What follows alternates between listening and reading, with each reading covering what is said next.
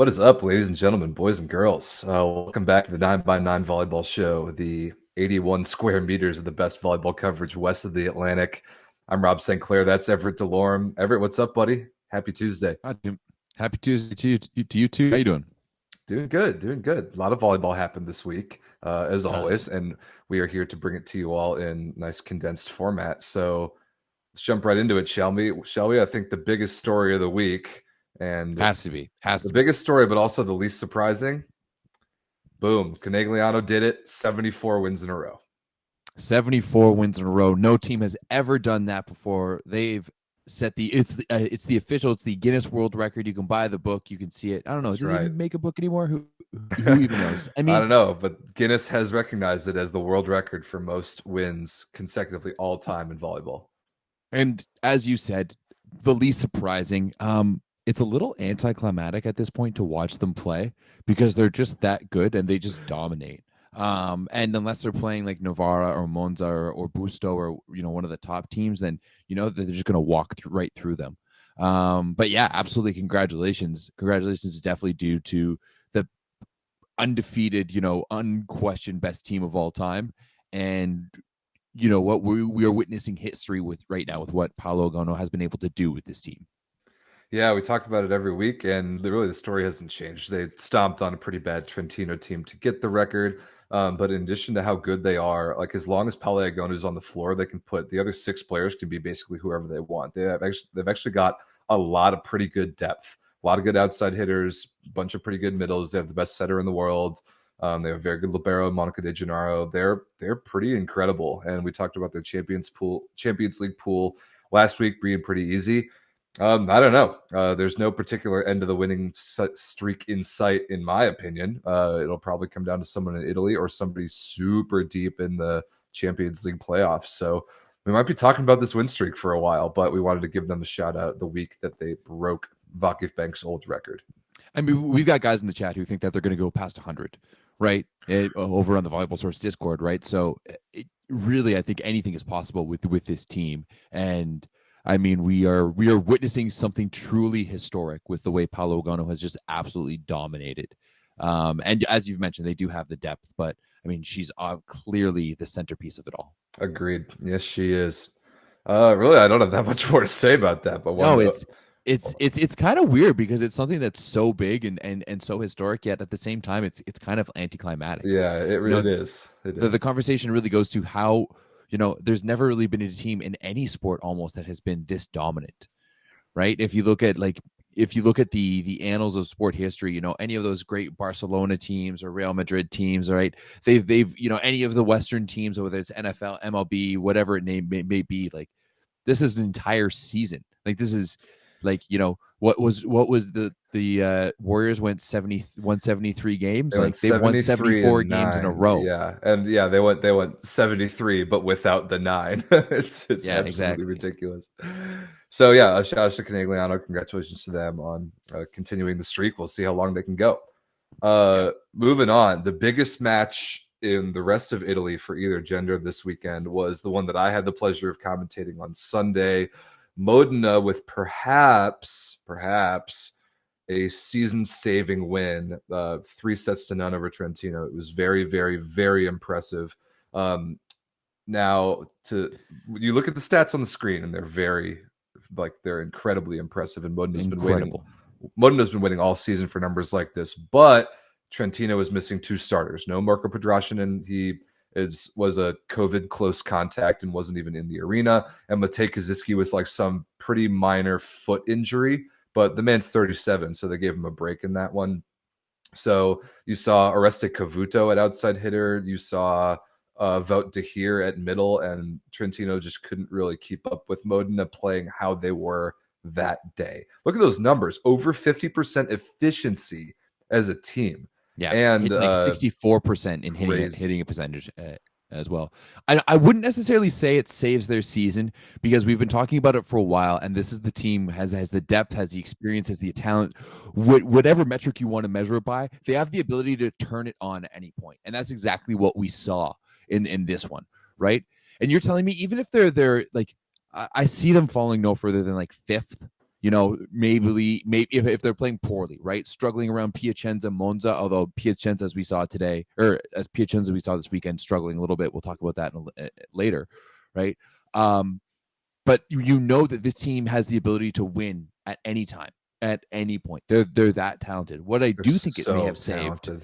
is It's Gianni's Gianni's season. job. Yeah. Is Gianni's job, right? Because basically, Pedrini went out there and she was just like, "Look, it's up to Gianni to turn this around. You got the next 2 games." Now, winning this one does take the monkey off the back a little bit against Perugia on, is it Sunday or is that tomorrow's game? It's tomorrow's game. Yeah, that's tomorrow's game, right? So they have to Yeah. play back to back right against Perugia. So if you beat Trentino in the way that they did, the emphatic way that they did, dominating from the baseline, Namir was crazy efficient. It was the Namir that we've known from the past few years. Right. Engapeth was fantastic.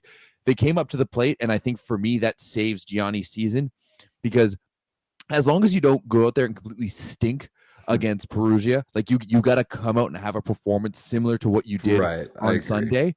But if you can go out there and even if you lose to Perugia, you come out of those 2 games 1-1, but the spark is alive, then his season is probably saved and they're going to continue with this team.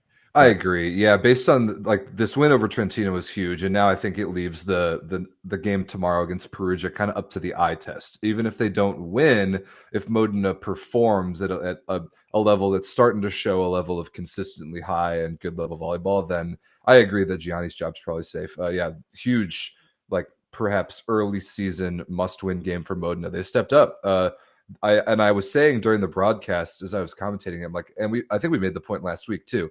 It's really only a matter of time until Modena as a team, and in particular Namir Abdelaziz, flips a switch from the service line. All it takes is 1 or 2 serves in a row, a little bit of momentum, a little bit of streakiness that triggers a little bit of confidence, and watch out, because Modena's serving numbers up until that match of the season have been hot garbage, and they completely turned it on against Trentino. Irvin had 4, Namir had 3. Like Bruno had 1. I think Stankovic forced a couple overpasses, the legend that he is. And I watch out for Modena. I'm never going to sleep on this team the rest of the season. Not that I have been so far, but you can never ever count them out, as talented as they are. And if they get one of those good matches from the service line, I think they can beat anyone in the league. Yeah, no, I think they've switched on. It's very reminiscent to the way Trentino switched on after the first week of Champions League last year. Agreed. All right, moving on. Elsewhere in Italy, speaking of Piacenza, like we were just talking about, they went up 2-0 on Padova and got reverse swept. This was a stunner. And Padova did this actually a couple weeks ago. They beat Trentino in 5. That was the match where Micheletto rolled his ankle in the second set. So you can attribute a little bit of it to that, but Padova played really well that match, and they did it again here. Really, everything for Padova comes down to ace-to-error ratio. They are the most aggressive serving team in the league by far. And if they're ripping, they're always trying to rip from the service line. They're going just 100% aggressive every single touch. Why not?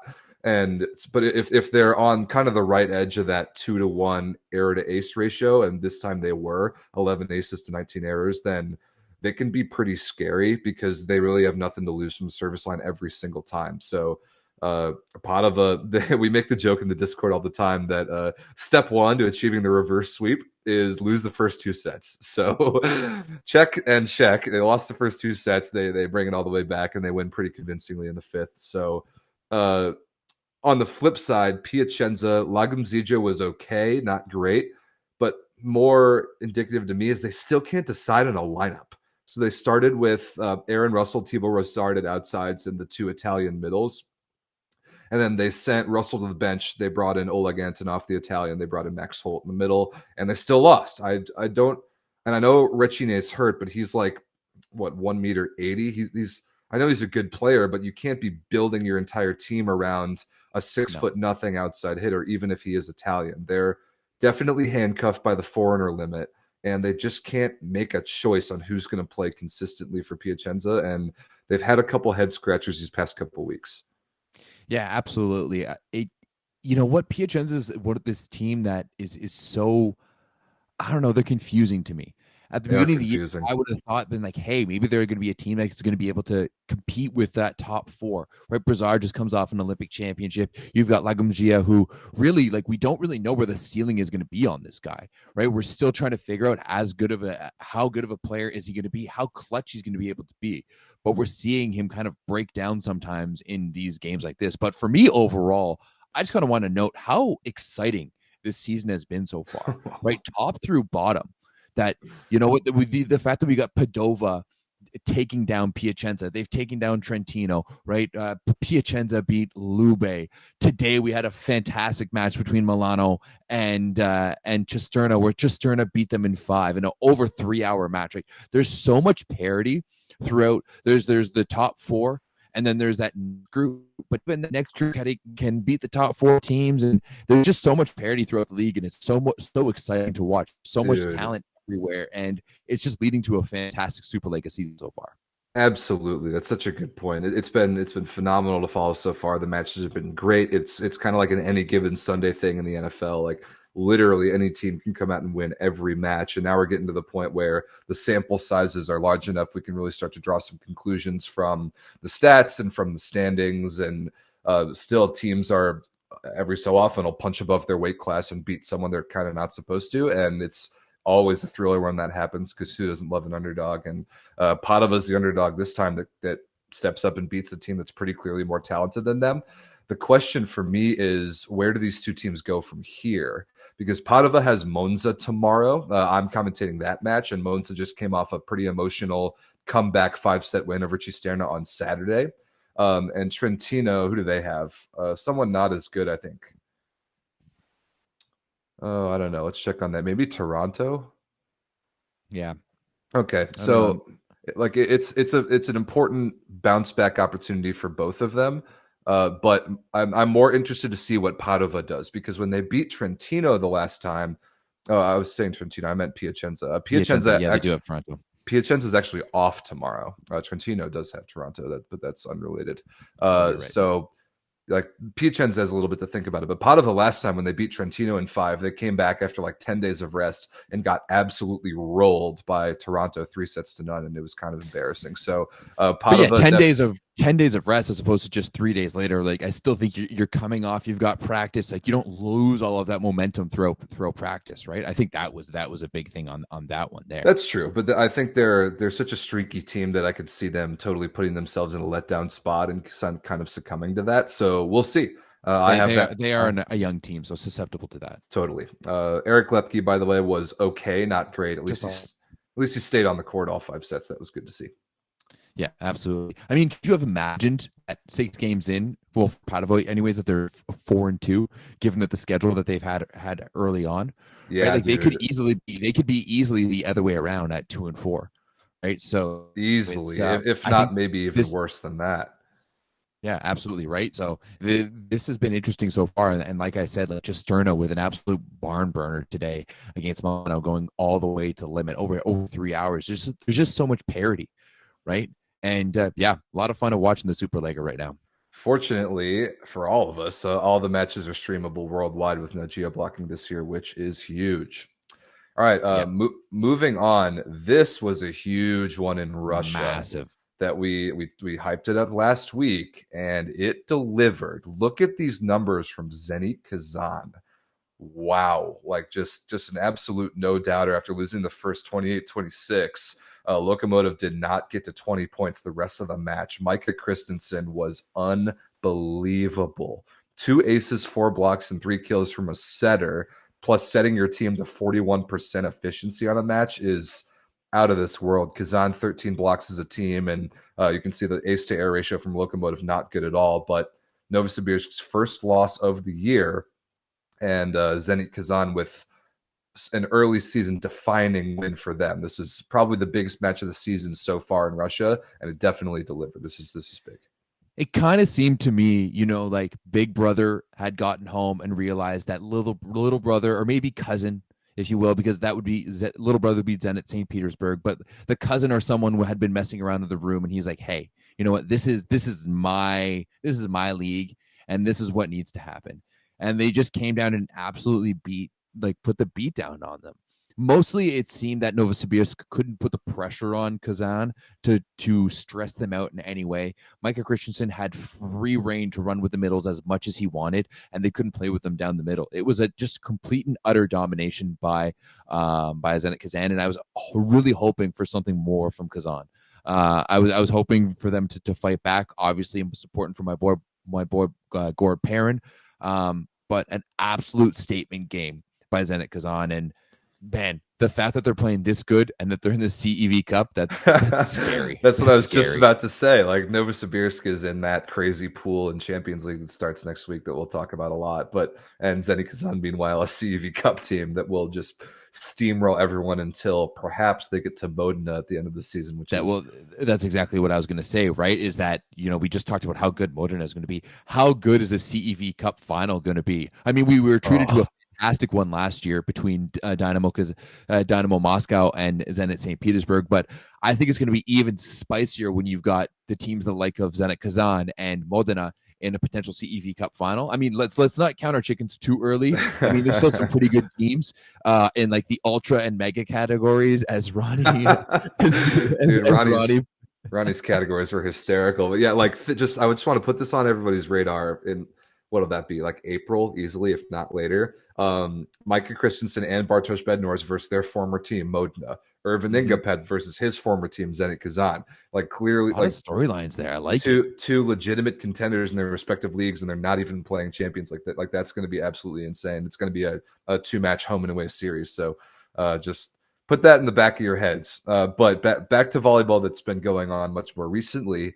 A big match in the Plus Liga. We talked about this last week as well. Zavierce was in third, JW in second, and Zavierce beat him in five really tight sets. Facundo Conte, well-deserved MVP. Uros Kovacevic was good, but not nearly as good as Conte was. And on the flip side for Jashevsky, I think the last match I watched of theirs when they played Zaksa, Trevor Klevino was terrible and got benched like in the second set. This time it was Stefan Boyer who was terrible. 6 kills and six errors, 0% efficiency, benched in the third, and bringing on Rob's favorite player, Jan Hadrava. Yeah, and then they subjected us to having to watch Jan Hadrava for the rest of the match, which is a curse worse than death. And so Zavierce beat him, and that's a statement win for them. They had a very big offseason. We were surprised they were able to go out and get all those foreigners, especially those 2 wings. David Konarski at the opposite played well, a player who I've never liked that much, but holding his own in the Plus Liga right now. And yeah, Jashevsky has got a little bit of figuring themselves out to do. They've got some consistency issues with those 2 French wings, Boyer and Klevino. And Tomasz Fornal has been good. He hasn't been the problem, but especially with Jashevsky coming up on Champions League starting next week, they've got to put their pedal back to the metal a little bit. Who's setting for Zavierce? I honestly have no idea. I was looking at their stat sheet yesterday when we were chatting about it. Like there was a lot that was lost in Google Translate, but I'm not sure. It's certainly nobody of Benjamin Toniuti's caliber. That goes without saying. Yeah. So I don't know. It's going to be an interesting battle between the 2 of them. But to me, it seems like Zaksa has just been running away so far with the Plus Liga, and it's not even close, right? So it's going to be interesting to see between these 2 teams. Obviously, Zavierce doesn't have the storied history that JW does, but maybe they can get there. Having a player like Facundo Conte, man, I've always loved Facundo Conte back since he was, a youngster at the beginning of the 2010s. Ripping around with that Argentinian team. Obviously, it came to fruition in Tokyo for them. But yeah, I think that's a spicy little matchup going on in the Plus Liga right now. Dude, there's some other good teams in Poland too. Skra just beat Resovia 3-2. Warszaw's good. They're playing Champions League. Olsen has been looking great. Pretty good. Yeah, dude. There's a lot of parity going on in the Plus Liga as well. And it was other than Zaksa at the top. It was funny because they lost that Super Cup to JW, and we're like, is JW like the legitimate top dog? And other than that match, the answer has been no. It's still Zaksa's league to lose. Yeah, absolutely. Moving on to the Bundesliga. Pretty cool match here. This was a big one. LUNEBURG beating Friedrichshafen in 5. A lot of 5-setters this week, dude. So many. The man Joe Worsley, who just can't help but get talked about on this show, setting an offense with all 5 of his attackers in double digits. Now, that it helps when you go to 5. You have a lot more volume there.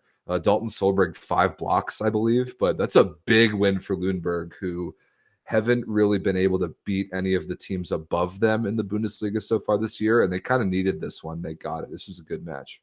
Well, they started off the season really slow, right? Like Yeah. they started off the season with a bit of an unexpected loss, but yeah, LUNEBURG just completely jumping back. And I mean, it's an obvious team to talk to. They're I'm pretty sure, other than maybe their right side and their P2, they're all North Americans. You got Jordan Ewart on the left side, Pearson Ishenko down the middle alongside Dalton Solberg. Their libero is Tyler Kozlowski. Obviously, Joe Worsley going to be dishing it in the middle, right? So a lot of fun watching them right now. And yeah, I mean, they also had a DVV Cup game earlier today that they won 3-0.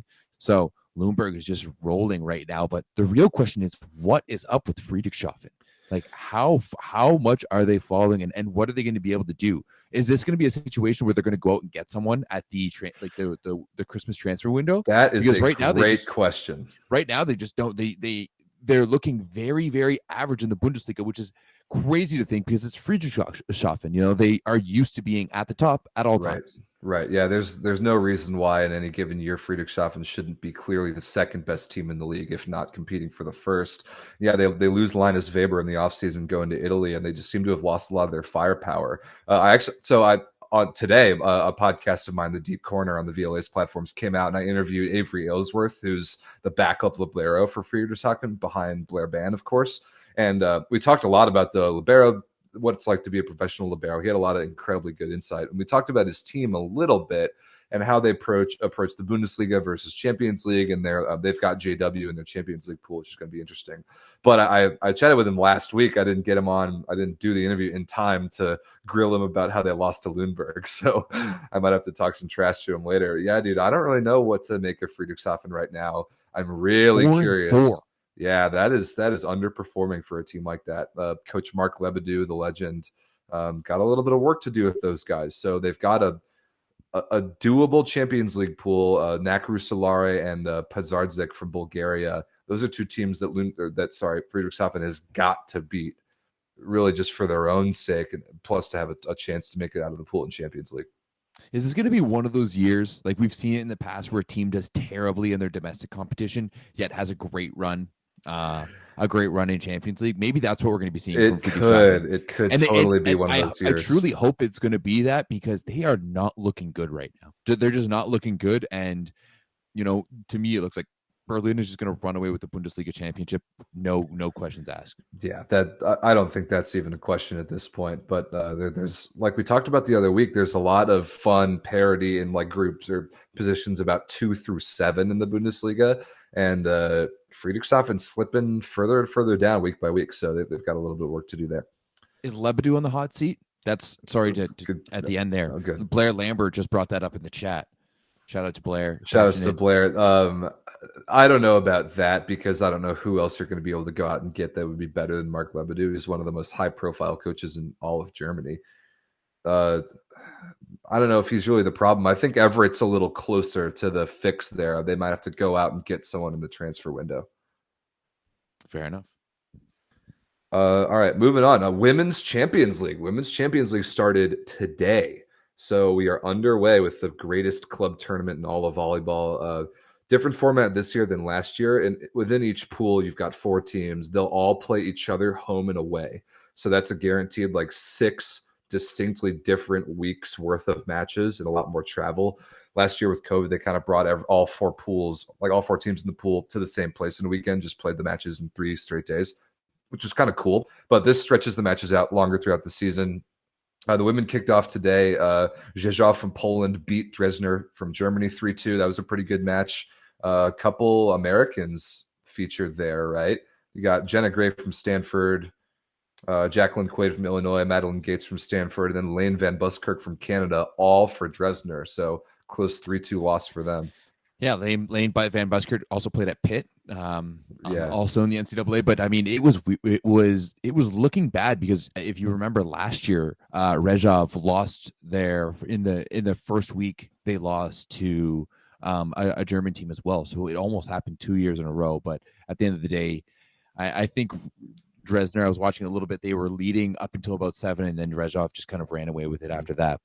Good start. I don't really see them competing with any of the Italian leagues teams this year, though. No, I don't think so either, but that's a big win. However, Dresdner, the fact that they forced it to 5 is big for the standings. It's like the classic points system that all the leagues use. But the tiebreakers and the pools, if one of your losses is in 5, it ends up mattering a lot, especially with the top 3 of the 5 second place teams making it out. So check out the CV website for all the standings. That Champions League, a very spicy tournament, and always comes down to the slimmest of margins. We certainly saw that last year.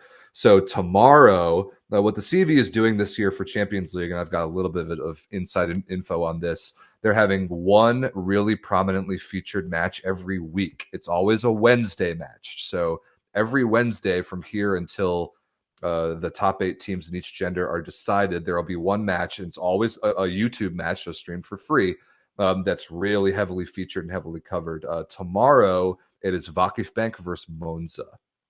One of the spicy, real spicy, one of the very spiciest early season matches. I had Monza commentating this past weekend in Italy. They beat Castelmaggiore pretty handily and didn't even have to play their starters. They didn't see Magdalena Stisiak, no Alessia Gennari. They've got a lot of depth on that team. They were able to rest some of the key players to prepare for this Vakifbank matchup. That's going to be huge. By far the best match happening tomorrow. I think Conegliano plays tomorrow, but they're going to stomp on some poor, I think, Serbian team. Not even worth bringing up. But Vakifbank Monza, I believe that's at 11 a.m. Eastern. So make sure you check that one out. It's free on the CV YouTube channel. For me, it's going to be the first look at Vakifbank, really, and you can just going to see how good they actually are. Right? Are they going to be a team that's going to be able to compete with Conegliano at the end of Champions League? Yeah. Are they going to be good enough to get there? And I'm not entirely sure. Right? Like looking at this roster, it's going to be close. Yeah, they lose Maja Onjenovic in the offseason, going back to a Chatsibasi. Zara Gunesh has been injured. We'll see if we see her tomorrow. But they pick up Chako Bogu, who's awesome. We still have got Michelle Barch and Gabby on the outsides, and Isabel Hawk. That's those 3 wings are a Vakifbank. Yeah, shout out to Dan Manili for coining the term Vakifbank last year. I still love that. Still, their wings are unbelievable. Their middles are good, and Jansu Ozbe is a very good setter, very capable there. So, yeah, I'm curious to see that we're just going to be able to start to feel out and normalize the level of these top European teams across different countries, which is always one of my favorite parts of Champions League. So, Thursday, a couple more matches this week. Fenerbahce from matches. Fenerbahce from Turkey doesn't have any Americans or Canadians this year, but Dinamo Kazan has Samantha Bricio, who's from Mexico but played at USC. So she's awesome, one of the best servers in volleyball. Dinamo Kazan, one of the better teams on the women's side in Russia, but had a bad Champions League last year. So looking for a little bit more there. But Fenerbahce, the only team to beat Vakifbank this year too, right? So they're correct. Vakifbank only has 1 loss. That's to Fenerbahce, but the one I really want to hype up, of course. Oh man, Novara versus THY Istanbul. Listen to all these North American players. First of all, Micah Hancock and Haley Washington on Novara, again, one of the most iconic duos. And for THY, Lauren Carlini, Maddie Kingdon, and Tori Dixon, plus the Canadian Kiera Van Ryk. And we talked about who's been phenomenal and has been basically their only offense. So Carlini to Van Ryk is a pretty special connection early on the Turkish season. But we talked about it last week, and now we get to really lean into this storyline. Micah Hancock versus Lauren Carlini head-to-head. Those two battled for the second setter spot on the U.S. Olympic team. Hancock beats out Carlini. Hancock has a gold medal. Carlini doesn't. Very spicy head-to-head battle there between a couple of the top American female setters in the world. I'm really excited for this match. And you know what? You know that these two don't like each other. And I'm they pretty have sure to not like each other. There's I'm no sure way this they is can gone, like each other. you know, back in the day when they were playing in the NCAA. Yeah, Big Ten rivals. Two Big Carlini, Ten Wisconsin, Hancock, Penn State. Right. Exactly, right? So you know that they don't like each other. Like, I hope that the mics on the court are live and that they're hot and that we are hearing the chirping going on. Maybe we don't even need a commentator for this one. Maybe we can just hear the venom that's being tossed through the net for this one, because I think it's going to get spicy. And you know what? I'm really hoping and expecting Kiera Van Ryk to show up with a monster performance. We know last year her opening to Champions League was pretty dismal. So I'm really hoping that she can bounce back and has a first strong performance in this year's Champions League. Strongly agree. I think that's not a YouTube match. It's going to be on Eurovolley.tv, and Unfortunately. which therefore it probably will not have a commentator. So we will get lots of hot mics, and timeouts, which I actually love to hear, especially with a lot of English speakers. Abrar Karakurt, in case this is news to you guys, moving to Italy for the first time. She's in Novara. I would call that an upgrade from Thai Istanbul too, right? That's That's her old team. That's correct. So a big match there for Karakurt. I think she's an upgrade over Malvina Smarzek. This match is going to be huge. Absolutely. Huge. Novara versus THY. We'll talk about nice Black Friday deals going on for both Volleyball World TV and Eurovolley TV right about now. We'll talk about that in a little bit, but make sure check it out. Yeah, if there's one reason to pick up a Eurovolley TV subscription, which there are many, you'll have to get that to watch the Super Finals in late April. But this match is an early, really good one, the fourth round. Yeah, huge. It's gonna be fun. Good week of Champions League to kick things off. Totally, and then the men starting next week. We've got a little segment here. We got American of the Week, and we already talked about MICAH CHRISTENSON. Team attack percent or team attack efficiency above 40% is insane. Scoring points as a setter is insane. Like that's a huge point output for a setter. 2 aces, 4 blocks, 3 kills. Wow. Yeah. If you can almost get double-digit points out of your setter in a 4-set match against an undefeated team, that's pretty spectacular. There are actually a lot of Americans with pretty good weeks this week. Matt Anderson has been great. TJ DeFalco was an MVP in Poland, but had to go with Christensen for that stat line and the caliber of the win that they had. So shout outs to MICAH. He is our American of the Week. Hit this one, Everett. And on the other side, we've got our Canadian of the Week, and it has to go to Alexa Gray. She's been absolutely lighting up the Italian League once again in her second year for Busto. Unfortunately, I don't have the stats for her game right now because that webpage just shut down and completely froze on me. But 25 points in a 3-1 win for Bergamo. We were looking at the overall stats. She has passed like 75 more balls in serve received than the next person in the league. Not on her team, but in the league. She's passed over 320, been targeted over 320 times in serve receive. And the next person's at like 376 or something like that, or 276. It's absolutely outstanding. And she's just able to go out there and do it time and time again. It's just been unreal to watch. So another massive performance for her, 25 points for Alexa Gray, and another win for Busto ARSIZIO. Yeah, big shout outs to Alexa Gray, especially because she knows every match that she's going to get targeted from the service line. She's going to get pelted. Totally. You can see the number of passing attempts. The disparity is like nothing I've really ever seen. And she's hanging in there. She's doing a great job in controlling the ball first contact and then being available all the time to score. And her and Jordan Poulter are really fun to watch together. Yeah. Sitting in the top 5 in scoring right now with 144 points on the season. Just been lights out so far, and that's it's pretty one good. of the big reasons why Busto's at the top of the league. All right, so Everett sent me this the other day. It was a fun little clip coming out of Canada. Wait, let me figure it out with the video. Yeah, there we go. So this is a TikTok from what 2 schools are these? Everett, talk me through this. I'll set the stage right here. The school on the left. Do we have the audio going on? I'm not entirely sure. We don't have the audio. I don't want to get it blocked by YouTube. I'm sure it's pretty funny. I'm sure if you guys know the TikTok clip, basically York University, the team in red, is saying, hey, we're on our way to crush Nipissing. Now, traditionally, Nipissing came into the league. They've only been in the league for about 10-ish years, coming up from the college league, and they're a small northern school, so not necessarily the most known. York is the former school of Arthur Schwartz, who plays in for the Canadian national team, plays for Cisterna. Ray Zito is another guy that you might know who's come from York, who's playing professionally. But they went to Nipissing and were posting this stuff on TikTok, and then they got absolutely slapped 25-12, if we see right there, in the second set. Buddy's sitting on the bench, and last time I checked, it had over 50,000 likes on TikTok, and I absolutely love it. I'm absolutely here for this slander.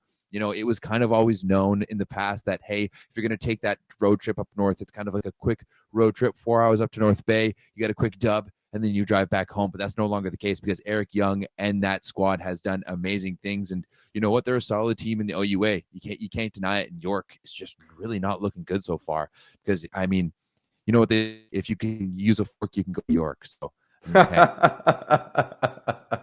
Awesome. I'm all here for like the inside scoop of the U Sports rivalries. I just love to see it. I just love to see this kind of like beef and saltiness, and like, hey, let's get the chirping going. Let's bring it to social media. Let's make it a thing. I totally agree. Speaking of U Sports teams, check out this clip from Trinity Western's journey down the West Coast to the U.S. So this is against UCLA. You see a rip by, I believe, Matthias Elser out of the pipe. Good dig. Gets a free ball. Who are you going Brody to go Hofer, to? actually. Brody Brody Hofer. Hofer. Okay. Well, you got to set him again, and then another unbelievable dig. And really, at this point, you got to set him again. So, Unreal. bang, yeah, three pretty good swings out of the pipe in one rally, and he finally puts the last one away. And the Trinity Western bench loves it. So, yeah, let's check it out one more time. I love this clip. Trinity Western just completed their tour of the states, and I mean, I think overall they were like what 5-2.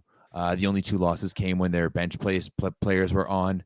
Highlighted by like a 3-0 win over Long Beach, taking down Pepperdine. I think they beat UCLA. I can't remember. They definitely beat him in this match. They absolutely stomped on him. Shout outs to Discord user Mumu Cow Johnny. This is from his YouTube channel. So go check out that whole highlight video of this particular match.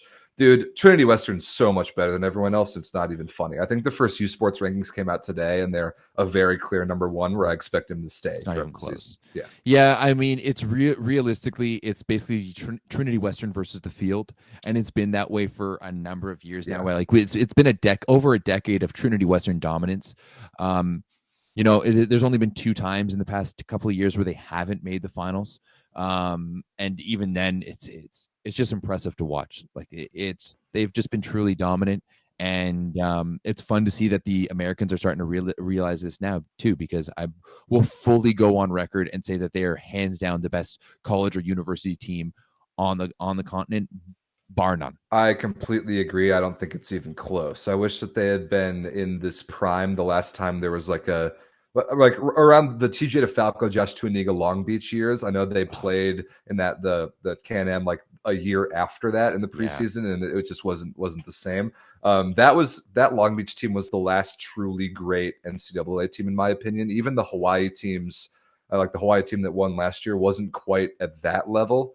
I definitely agree. Took them to 5 that one NCAA championship game, but if that Long Beach team could have played this Trinity Western team, or like maybe the Eric Lepke era Trinity Western teams, I mean, as good as this Trinity Western team is, let's not go back to the 2020 Trinity Western team that swept during that Can-Am with Eric Lepke, Jacob Kern, of course, like Howe, Derek Epp. Like there's just that depth. I mean, like they were doing that well. They were probably playing a 6-2 with Matthias Elser and Derek Epp. Like that's what they have the ability to do. It's just there's so much depth in their program, just breeds quality. And I mean, I wouldn't be surprised since we've seen the retirement of Glenn Hogue from the men's national team. I wouldn't be surprised if we see Coach Ben Josephson take over his mantle, because there's no question to me who the best coaching candidate is. There's no doubt about it. It's Ben Josephson. No questions asked. I haven't thought about that, but it's hard to disagree. I think that would be a totally natural fit, and the Canadian national team is slowly getting taken over by TWU alums anyway, so you might as well bring in their old head coach. Absolutely. Like the numbers of how many TW players have gone on to the national team, it is a breeding ground for the national team, right? That's the way it is. All right, check out this clip from frequent show guest Joe Worsley. Just really good slow-mo look at one of the prettiest, like smoothest jump serves of any North American player playing right now. And you got to remember, Joe's like 6'1" at most. I met him this summer at Wapaka. I stood next to all those guys, and I'm taller than all of them. I'm taller than MICAH. Those are not tall players, but like Joe is so springy, so athletic, and has a great arm. Just textbook jump serve mechanics, and just so smooth and so skillful. I totally agree.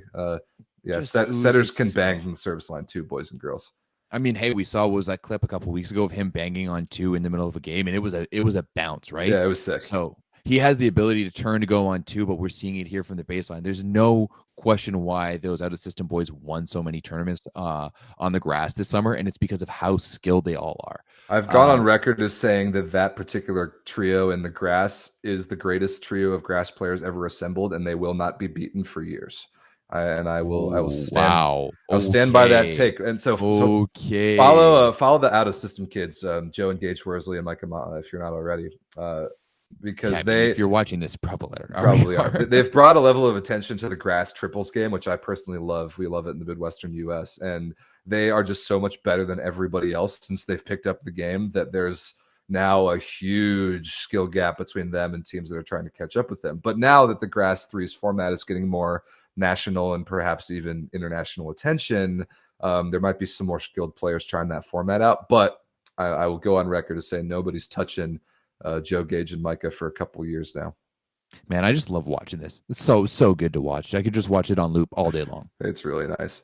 But we can't watch it on loop all day long. We've got other stuff to talk about. A couple things before we wrap up. One thing that we got to shout out, volleyball accessibility, definitely improving this year. We talked about the Superliga, how awesome it's been to follow, and how it's more accessible this year than ever being on volleyballworld.tv. If you're not taking advantage of this offer right here, you are really missing out on a great opportunity. First of all, there's a 2-week free trial regardless. So if there's a couple matches like within a 14-day span that you want to watch, just do that. But if you want a month, you can get it for 80% off. And that's 80% off of $8. That's about $1.80 USD. So it would be crazy not to do that for a month of the best volleyball league on the planet. Or if you want to do the annual one, it's 25% off. That's about $50 for the year. And that gets you all of Italy. It gets you all of next summer's VNL, and it gets you all of next fall's World Championships, all for $50. So this offer won't stick around forever. You would be crazy not to pick this up if you're not already on that platform. Crazy not to pick this up. So make sure you take advantage of this while you can. Not to mention, you get to hear Rob commentate games, which is actually great. So yeah, you guys better pick that up, and just watch volleyball, because we can finally do it now at somewhere. Absolutely. And you don't need a VPN. Speaking of which, you can still use a VPN, but a similar offer for the CEV's platform. Eurovolley TV shows all of European championships, which was electric this year. If you missed out, then you missed out. That was a great tournament. And Champions League. So you don't have to rely on hoping that the match you want to watch is on YouTube anymore. You can get 50% off Eurovolley TV right now with this promo code, I think, for the rest of the month of November. So definitely pick up this as well, because when the top 8 at Champions League comes around later in the year, you are not going to want to be left in the dust without the ability to watch those games. So definitely pick up absolutely. You're going to want to be watching the games. You're going to want to be on the voice chat on the Discord as well. For sure, man. Some of the most fun volleyball experience I had all of last year was hopping in voice chat on the Discord for the super finals and for a couple of those crazy matches like Zaxa versus Lube, we were in there. Zaxa versus Zenit Kazan, we were in there. It's can't miss stuff. You have to be able to watch that tournament. It's the best club tournament in volleyball, and it's not even close. So it's arguably the best tournament in volleyball. You could argue that. You absolutely could. The drama is just so crazy every single year. It's so electric, and the matches are so good, and fans are back this year, and there's just so many games, men's and women's. All the teams are amazing, and you got to pick up this subscription. Like I had a buddy reach out to me when I posted about Conegliano going 74-0, and he goes, "Where do they rank as a national team if they are in the national teams?" And you know what, like that's a real question, right? Like, where would they rank amongst the national teams? Are they in the top 3? Are they in the top 5? Are they the best? You know, and I think that you can make that argument with these top club teams that they could beat most national teams. So that takes the discussion of like normalizing the club level all throughout Europe that you kind of get from Champions League. You get data on that as the teams from different countries start to play against one another. But that's actually a discussion that Dan and I have had. This is a great segue on the European Volleyball Show before. What's the play style difference between club and national team? Like, how can you normalize like a team like Ljubic Nova or Conegliano on the women's side against the top national teams in the world? That sort of thing and many more sorts of things are things that we discuss on the European Volleyball Show all the time. And I'm pleased to announce that the European Volleyball Show is back. This year for the Champions League season, we're kind of doing it as a Wednesday morning pre-match show. It's morning for us in the Western Hemisphere. But like I was talking about earlier, the Wednesday featured matches on the CEV YouTube channel, we're going to be going live about half an hour before each of those every Wednesday as sort of a European volleyball show, pre-match show for those Wednesday Champions League battles. And we're starting off tomorrow morning. So that Vakifbank Monza match is at 11 a.m. Eastern. We'll be live on the YouTube channel half an hour before that, 10:30 a.m. Eastern. It'll be Dan and myself tomorrow. And we'll talk all about Champions League and preview that big match. So that is something to look forward to. Show kind of similar to this, but we're doing it more as like a pregame show, which I know a lot of us, Everett and I and others, have wanted that more sort of a thing for volleyball for a long time. And the CEV, shout outs to them. They're doing it with Dan and I this Champions League season. So make sure you check that out. You know what? They should really think about doing that as like a live on location preview show, like they do with the NFL. And if you need a co-host for that, I'd be more than happy to go out to Europe with you. Yeah, let's hop on a plane and get over there. I mean, I was so jealous of Dan this past year. He was like boots on the ground, all of these Eurovolley gyms, and he was there for the Champions League finals when there was so much more travel restrictions. So hopefully a year later they would consider bringing us out across the pond. Maybe. All right, wrapping up the show with the matches this week that you need to make sure that you watch. First and foremost, tomorrow, we already talked about it, but Modena versus Perugia, 2:30 p.m. Eastern tomorrow. That's Wednesday. We just showed you the promo code for volleyballworld.tv, so pick that up and watch this match because it could be a statement game for both teams. We've seen Perugia's undefeated. They look like the best team in the league right now. But Modena, coming off the win over Trentino, they look about as good as advertised, at least in a small sample size. So make sure you can catch that. That's going to be sick. Yeah, absolutely. Must-watch match this week. Modena, Perugia. I really want to see if Modena can keep it up. Like, are they legit? And I think we're going to see the good side of Modena. I think they're going to come to play. Right. I think that sometimes they kind of fall asleep against the lesser teams. I think that's, maybe the downside of having a quality team like they do and maybe having, let's say, some jokesters, if you will, on the team. Right. But I think that they're going to come to play. I think that there's a lot to be said about an Engapeth versus Leon matchup and an Amir versus Leon matchup. Gianelli versus Bruno. There's so many good like one-on-one matchups on the positions in here, and it's got to be one of the best matchups of the first half of the season. I agree, and I was thinking about it, and there's actually not a lot of like direct relation of like former players for both Modena and Perugia. You get both of them have relationships with Lube, but Perugia and Modena don't have much of an overlap. But the matchups that Everett just talked about are huge, and you just got to watch that match. It's one of the biggest of the season. Russia, they're doing the Russian Cup like earlier than average, and I don't really understand how this tournament works, but we were looking at it. It starts tomorrow. Not tomorrow, Thursday. There's 3 pools of 4. The only pool that's really good is Novosibirsk, Fakel, and Belgorod are all in the same pool. Zenit Kazan and Kuzbas are in the same pool, and then Dinamo Moscow is in kind of a pool by themselves. Confusingly, Zenit St. Petersburg did not qualify for this tournament, so that's a little weird, but they'll get a nice like early season break, I suppose. But if you want to follow the Russian Cup, what's the website again? tvstart.ru? Yeah, exactly. tvstart.ru for all of your Russian volleyball needs. It's all free. It's all 180p. It's a good broadcast. If you can speak Russian, then even better. Yeah, great broadcast over on tvstart. Those are really good broadcasts, and it was nice like starting last year where those broadcasts were much more available internationally. Saturday, we got Zavierce versus Zaksa in the Plus Liga. Zavierce, we talked about them beating JW. Now they get to test it against the best team in the league. That's at 8:45 a.m. Eastern on Saturday. And then Sunday, we got a couple really good battles in the Italian Women's League. BUSTO ARSIZIO versus Novara at 11 a.m. Eastern, and then Scandicci versus Conegliano at 1:30 p.m. Eastern.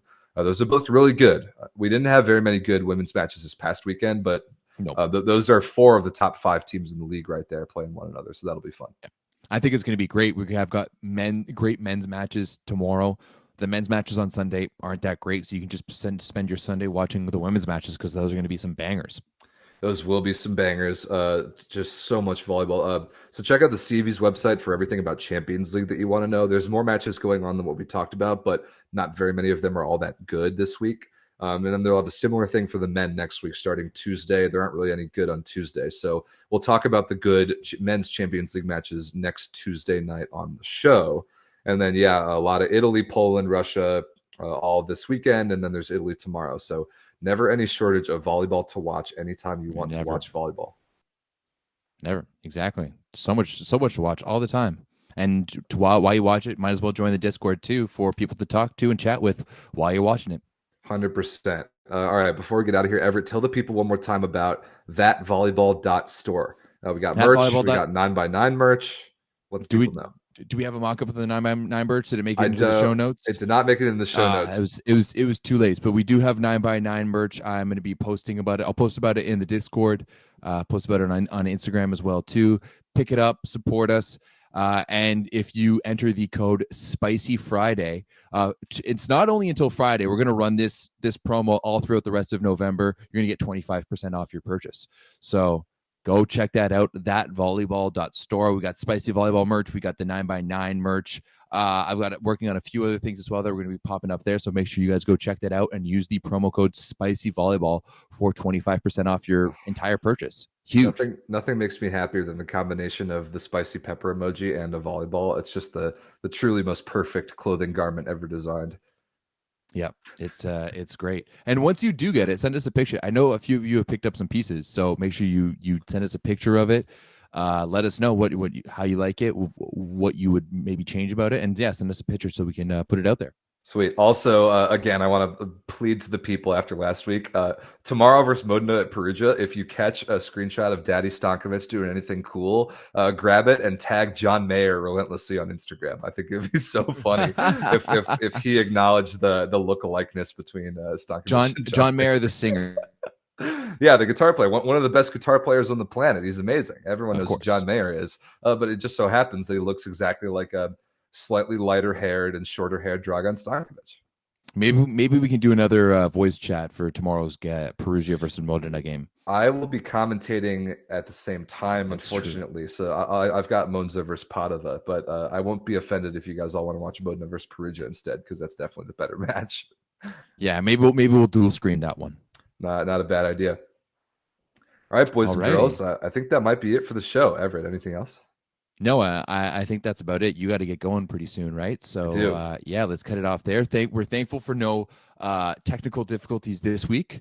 Yes. So thank you for that. And, yeah, guys, thanks for tuning in. This has been another episode of the 9x9, and you can catch us live every Tuesday night at 7:30 p.m. Eastern Time. My name is Everett DeLorme. I'm Rob St. Clair. We'll see you next week, boys and girls. Peace. All right.